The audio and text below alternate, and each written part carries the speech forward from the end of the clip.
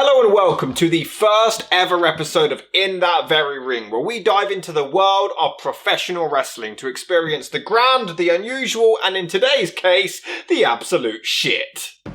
ECW, the extreme company that gained popularity in the 1990s for its gruesome, daring and dangerous stunts that really captivated the sick and sadistic. So we were pretty much all ecstatic to see it come back in 2005, especially with all of the promises that it was going to be exactly like the old ECW. I am sick of sports entertainment.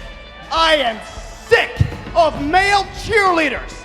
I am sick of boogers and bathroom humor and semen, and I am sick of our chairman. But upon its return, it seemed completely different. Not only was it very rarely extreme, but even when they added the no disqualification stipulation, the stunts rarely lived up to their name. So truth be told, we weren't really expecting a whole lot from their one and only exclusive pay-per-view, December to Dismember, on December the 3rd, 2006. I mean, just look at all those fans just waiting to be disappointed. And all of those empty seats. This was a pay-per-view that to this day holds the record for the lowest pay-per-view buy rate in WWE history. Just for context, Survivor Series just 1 week prior gained 383,000 buys, and Armageddon just a few weeks after 239,000. December to Dismember? 90,000.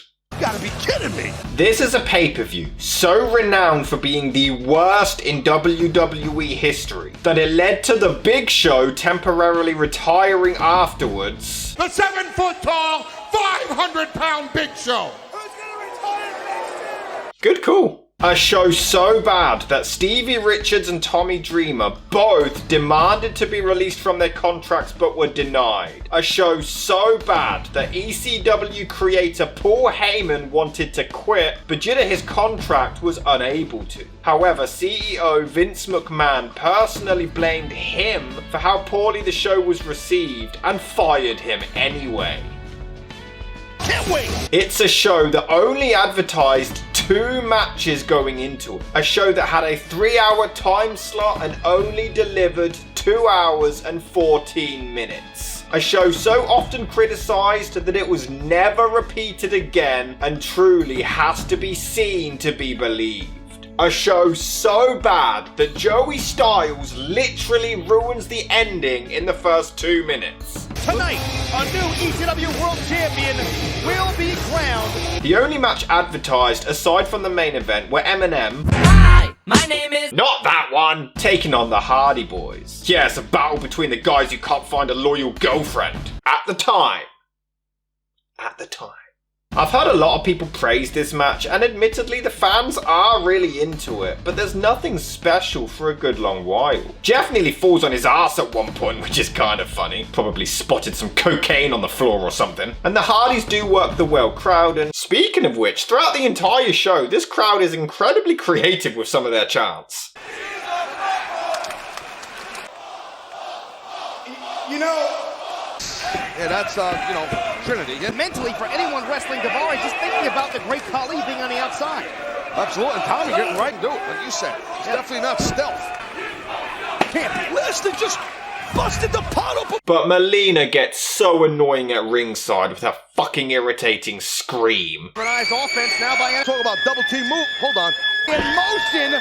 Missile drop kick, already landing on his head before crashing. But thankfully, Taz does manage to save it with some of his commentary. Hey, you know what? Simple but good. Kind of like your commentary.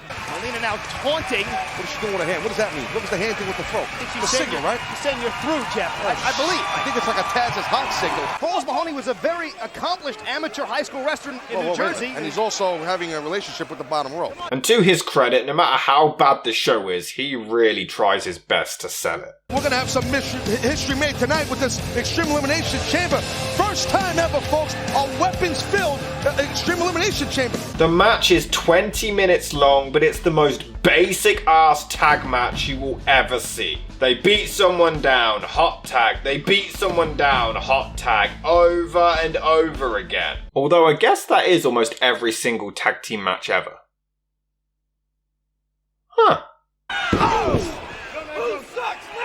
Well, probably your girlfriend. Alright, Matt does get a nice powerbomb in there. That Mount Hardy's gonna kick out, but you wanna... Oh, well, look at this! Wait a minute! Hey, why does it smell like Batista in here? And here's a line of commentary that hasn't aged very well. Jeff Hardy like a house of fire!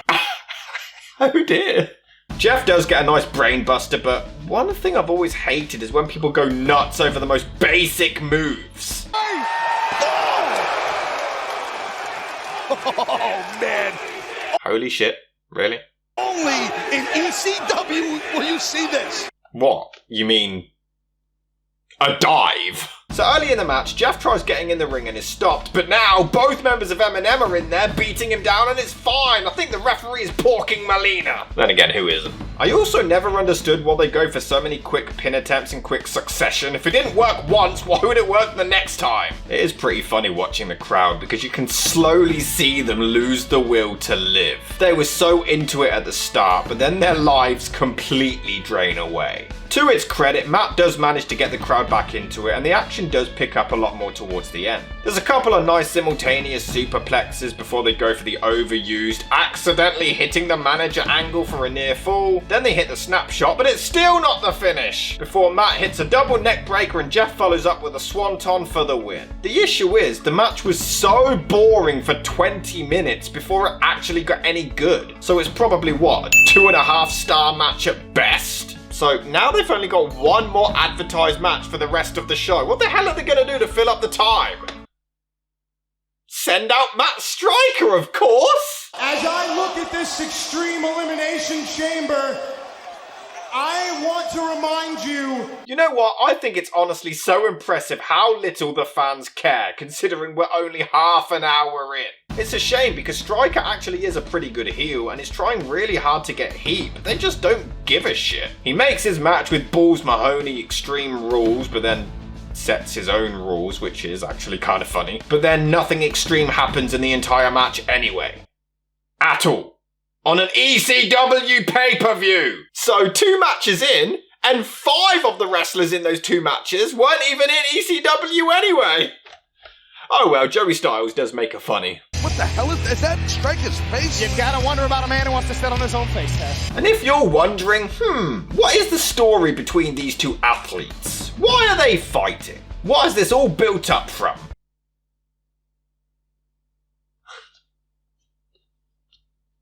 Look, they even have a rope break. It's an Extreme Rules match. And Matt Striker went right on that again. Once again, yeah. Just look at it. The fans don't give a flying shit. I must admit, Mahoney is pretty damn over, so the crowd do wake their asses up once he gets the upper hand and hits a nice spine buster for the win. Short and sweet, that happened 1/2 a star. Why are they chanting ECW? What's extreme about it?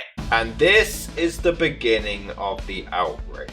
Fan favourite Sabu was advertised as being in the main event. Hell, he's even hyped in the show's own opening package. Look at this poor arsehole with a Sabu sign. Yeah, fuck you, your heart's about to get broken. During the show, he's jumped and taken out of the main event. Now, in reality, behind the scenes, this was due to creative differences. Sabu was incredibly over in ECW for being non-vocal, and instead for focusing on performing extremely dangerous stunts. Now, he was initially told that he was able to continue this gimmick in the new ECW, as he genuinely struggles to talk in public. But then Stephanie McMahon wanted him to cut a 3-paragraph long promo that week instead, which he refused to do. So Sabu was cut out of a world title match because he was shy. Still unresponsive. Still unresponsive. The fans immediately vented their frustrations, and I'm honestly surprised they didn't just walk out at that very moment, considering Sabu was the most extreme man on the roster and would clearly flourish in the main event. It made no sense to remove him, and even Paul Heyman himself was outraged at the decision. The weird thing is, they never acknowledged the kayfabe reason why he was removed from the main event. Who attacked him? Why? What happened? Doesn't matter! He's just gone! Then we get Elijah Burke and Sylvester Terkay Remember Elijah Burke and Sylvester Turkey? For the first time. I do feel bad for the guys. They're cutting this promo, but the fans don't even react. They're too busy being pissed off at creative. Seriously, just look at the front row. They've completely given up. And they're against the FBI. I do love how Elijah wrestles with his stupid hat on. I just want to know, at what point in the writing room do you pitch and throw this match together at the last minute? Yeah, Burke and Turkey against the FBI. Where's the extreme? This is an ECW pay-per-view and only one match has weapons, for crying out loud. You know what? I'm genuinely concerned for the crowd. They might be dead. None of them have moved. Can we please get a doctor to check on them? Okay, there's a nice flapjack, I guess. And it just ends in complete silence. Tony Mamalu gets planted 2 and 3. Doesn't even get a star. Complete dud. Then we get Daivari taking on Tommy Dreamer. Just a reminder that we're 1 hour in and we're on our 4th match. And 3 of those were in the last half an hour. At one point, the Great Khali gets sent to the back to try to get us to care. I guess some fans do wake up a little bit. I mean, I'm fairly certain Dreamer should have been counted out during this whole debacle, but alright. Look at this guy, he's not even paying attention. And then later, he's just slouched in his seat. And this one behind Towers is having a nap. The fans are just dead. Sometimes they wake up to pop for Dreamer, but that's it. Speaking of which, what's with his face? Is he having a poo? The crowd are so used to boredom, they go nuts over anything. Dreamer hits the Tree of Woe, and it gets an ECW chant. Why is that extreme? Oh well, Daivari gets a lazy roll up to win. It's another dud. Khali then shows back up and slams him on the ramp, which to be fair is a nice bump and looks better than anything else we've seen in like 40 minutes. But remember, we still have to replace Sabu in the main event. Oh, who can we get at the last minute to go in the world title picture? This extreme elimination chamber match with all the stakes on the line. I know! The man with absolutely no charisma, no personality, and nobody has cared about ever. Hardcore Holly! So Mike Knox and Kelly come out and she wishes CM Punk luck later because she wants the D, but then she hides the mic as if Knox won't be able to hear her and is then surprised when he does. I know she's supposed to be a dumb blonde, but it's just, well, dumb.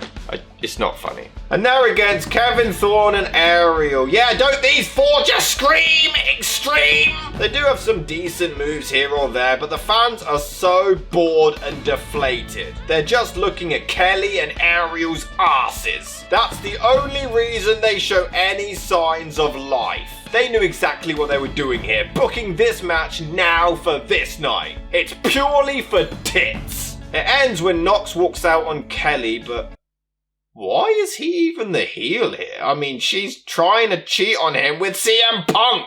WWE's morals are weird. This is another dud. But look, Sandman shows up. See? It is ECW. So he beats the shit out of Kevin Thorne, which to be fair does look pretty cool. Even though I'm pretty sure he mostly gets ring mat than him. But it does manage to bring the crowd back to life right before disappointing them again. And then we get Vince McMahon's latest boner, Bobby Lashley, and my god, please never give him a microphone. One mission, ECW World Champion. We get a video package of him being beaten down and he looks like a sulking child. The thing is, I do actually really like the concept of an extreme elimination chamber. Although they could have really gone further with it and wrapped the chains in barbed wire. Hire me, Hunter. I'll sort out your show.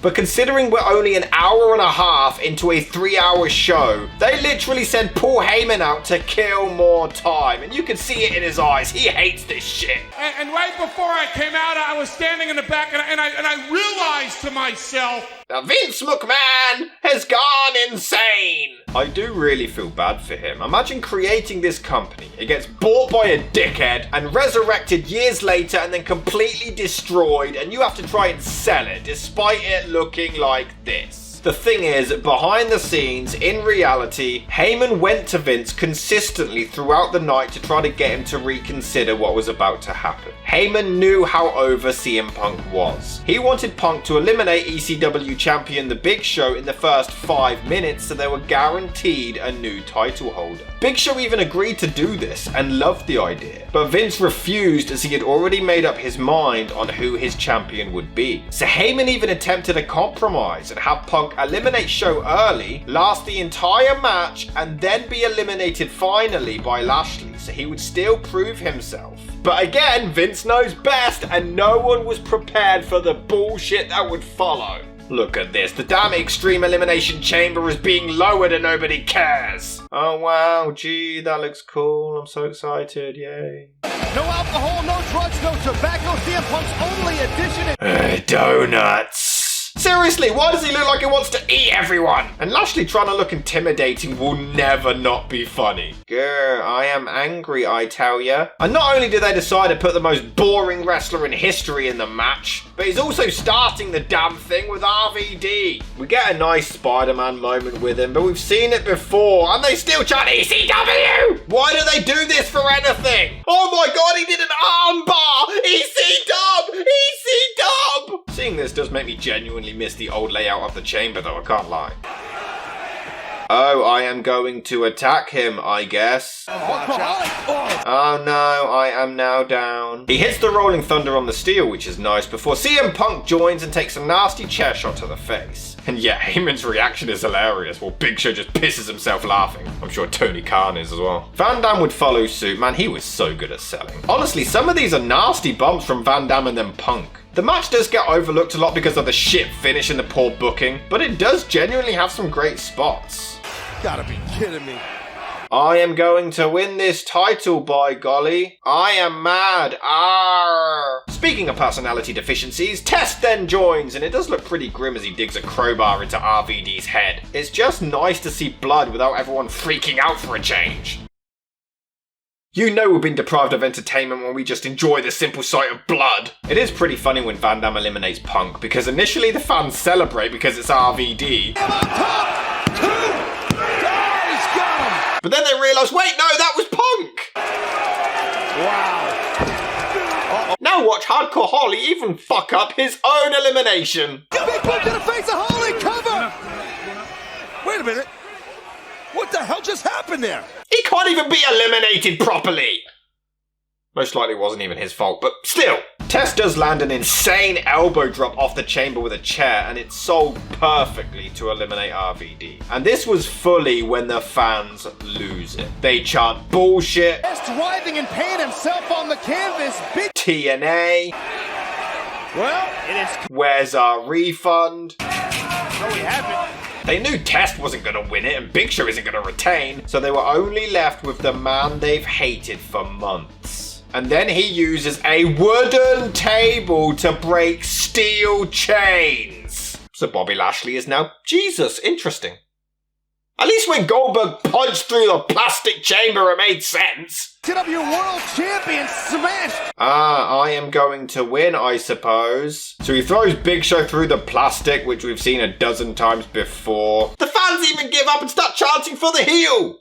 Who's gonna leave this demonic structure? The new Okara. And he wins with a poorly timed spear that he always made look terrible. My God, it's bad. The match itself is actually pretty good despite the poor booking. So honestly, maybe 3 stars, maybe 3.5. If you're being nice. But the booking is atrocious. Only 2 advertised matches, removing a fan favourite for illogical reasons, refusing to listen to what the fans want, which I can understand sometimes when it's unreasonable, but this was a no-brainer. CM Punk and RVD were so over at this point, and nobody gave a flying shit about Bobby Lashley. But thanks to Vinnie Mac and his ego, this horrendously awful pay-per-view will go down in history as one of the worst ever. And I honestly give it a 2 out of 10 if I'm being nice.